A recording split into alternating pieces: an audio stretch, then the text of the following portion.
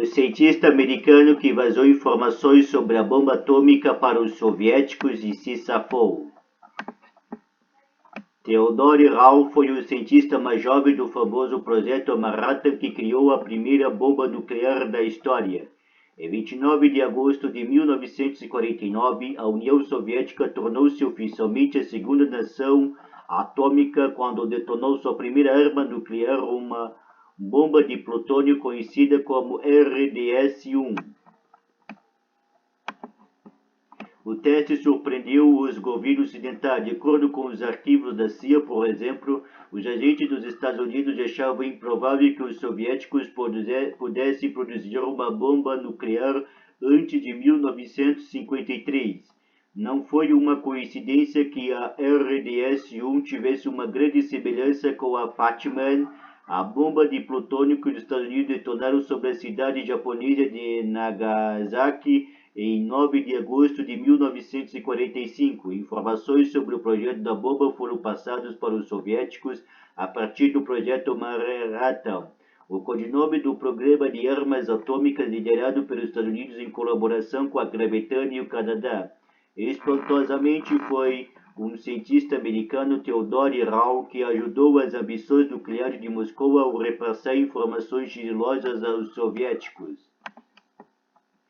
De fato, Theodore Rau não foi o único cidadão americano que vazou segredos atômicos para os rivais, mas suas particularidades é ter se safado. Mas como cientista nuclear de Nova York ligado à Universidade Harvard se tornou um espião? Os soviéticos detonaram sua primeira bomba perto do Cazaquistão. Segredo de Estado. O sigilo foi crucial para citar um artigo da revista Life publicado em 1945. Provavelmente não mais do que algumas dezenas de homens em todo o país conheciam o Projeto Manhattan. Um desses homens era Theodore Rau, nascido em 20 de outubro de 1925, filho de uma dona de casa e de um empresário. Rau cresceu durante a Depressão. Uma era cheia de dificuldade para os americanos comuns, mas isso não impediu Rau de avançar como gênio em matemática e física. Moscou roubou informações vitais sobre Fatman, a bomba que os Estados Unidos explodiu em Nagasaki. Aos 16 anos, ele conseguiu vaga na prestigiosa Universidade Harvard, onde se formou em 1944.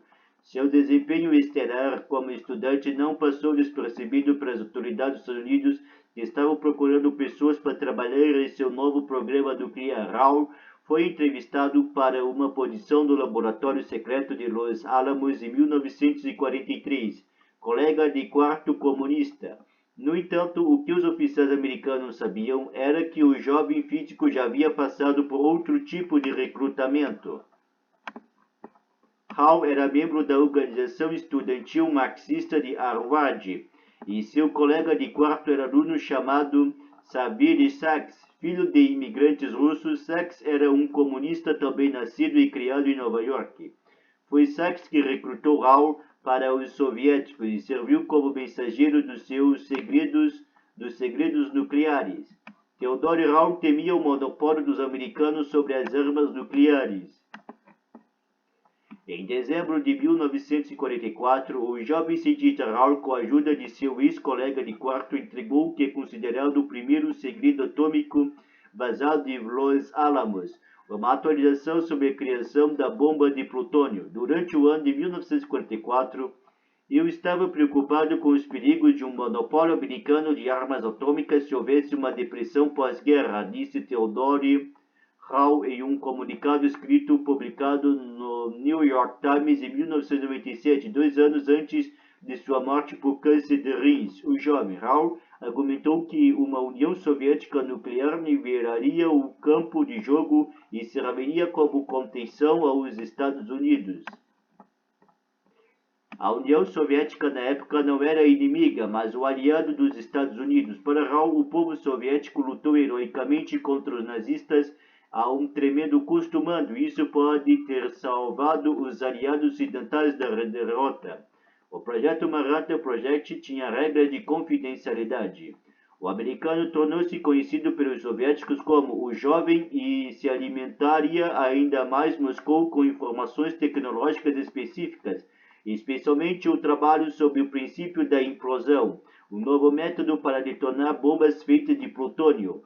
A bomba que os Estados Unidos lançaram sobre a cidade japonesa de Nagasaki era baseada em plutônio, ao contrário da que visava Hiroshima, que usava urânio. Mensagens criptografadas. Os Estados Unidos e a União Soviética podem ter lutado contra o mesmo inimigo na Segunda Guerra Mundial, mas isso nunca impediu que Moscou e Washington se espionassem. Na verdade, o gigantesco projeto de contra-inteligência dos Estados Unidos dirigido aos soviéticos, conhecidos como Venona, começou a funcionar já em fevereiro de 1943. Em dezembro de 1946, seus codinomes finalmente conseguiram decifrar as comunicações do NKVD, o Ministério do Interior da União Soviética. Os cabos telegráficos interceptados revelaram a existência da espionagem soviética no Projeto Manhattan.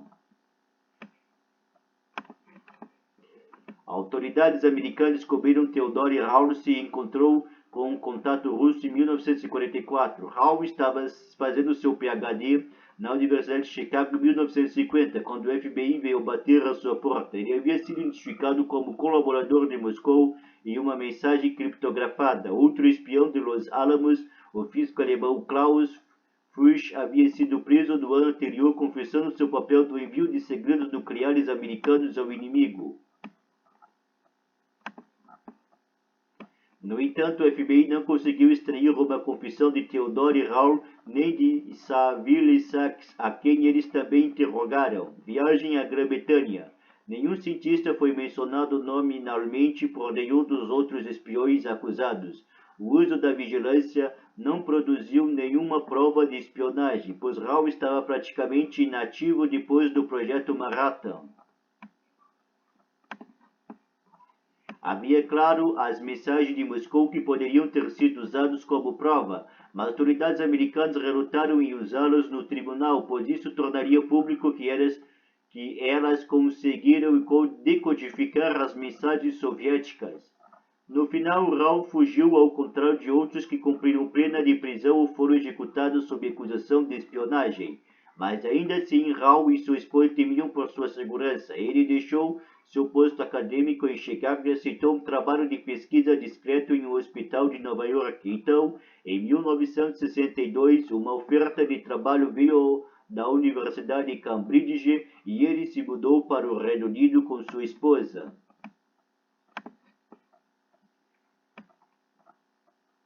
Theodore Hall morreu de câncer em 1999. Hall se aposentou em 1984 e estava pronto para viver uma vida discreta. Mas em 1996, seu passado veio à tona. Os telegramas revelando seu contato com os russos perderam o caráter sigiloso e aberto ao público. Naquela época, todas as testemunhas conhecidas das atividades de Hall já estavam mortas, incluindo Saville Sachs.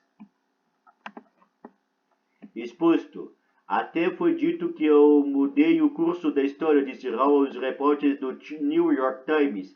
Talvez o curso da história, se inalterado, pudesse ter levado à guerra atômica dos últimos 50 anos. Por exemplo, uma bomba poderia ter sido lançada sobre a China em 1949 ou no início dos anos 50. Bem, se eu ajudei a evitar isso, aceito a acusação, declarou ele. Não houve ataques nucleares desde Hiroshima e Nagasaki. Theodore Hall foi até outubro acreditando que ele tinha um dedo nisso. Já assistiu nossos vídeos no YouTube? Inscreva-se no nosso canal.